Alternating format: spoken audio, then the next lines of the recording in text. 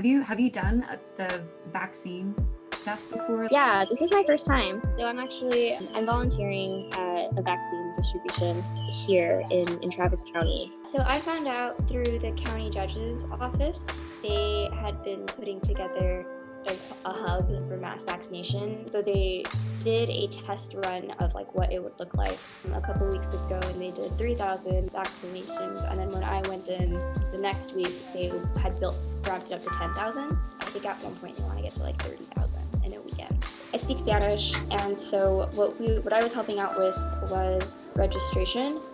And so they set this up really well in that the intake area was separate from the vaccination area. They lined up cars in a big parking lot in separate lines. And so once, one line was done, they would send out people to check in folks who had appointments with an iPad, first name, last name, what time was your appointment. And then after they were checked in, the people who were helping with registration would go in and, have a conversation with the people in their cars about the forms they needed to fill out. Once those were filled, we had this yellow thing we put on their dashboard so we know that car was done and completed. And once, a whole row was yellow, then they would move on to the vaccination site and going row to row and, having traffic fill in between. So it was moving the entire time. We did over 2,000 that day that I was there. It was crazy. It was a little bit tricky for me because, I'm not super fluent in Spanish, but even then, I don't think I would know medical Spanish. But because the forms were already, translated, it was easy to reiterate what they needed. And some of it was just questions a lot of people had over what types of allergies were they referring to. Because there's one, are you allergic to medication, or do you have severe allergies? And so differentiating that. One of the forms from the county, it was just a demographic intake form.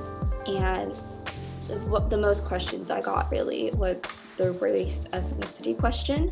A lot of people don't identify as white or indigenous or anything in between. And that question was on there again. And that was the most questions I got was how do we fill it out? Some people would show up without an appointment.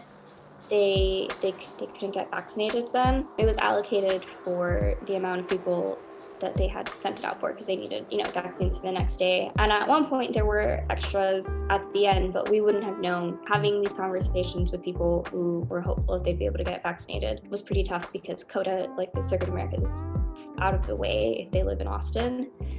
And so that wasn't fun, but aside from that, it was a pretty positive experience. It was very hands-on and get to talk to people who were about to get these very important vaccines. I had somebody who spoke Burmese, and we didn't have anyone that spoke Burmese, but we had somebody who spoke Tamil. I don't know if I'm pronouncing that correctly. And so there was some median of helping translate the forms. So they're doing these, mass vaccine Friday, Saturday, Sundays. The healthcare workers from these community care clinics come in, help distribute them, and so during the week they have their regular vaccinations. So I volunteered. It's a 5 to 6 hour shift, and so I had a Friday afternoon that I went in. I would definitely go back if they needed more volunteers. It was a lot of fun, and there is a sense of community with the volunteers as well. It's work that's super important for our public health in general.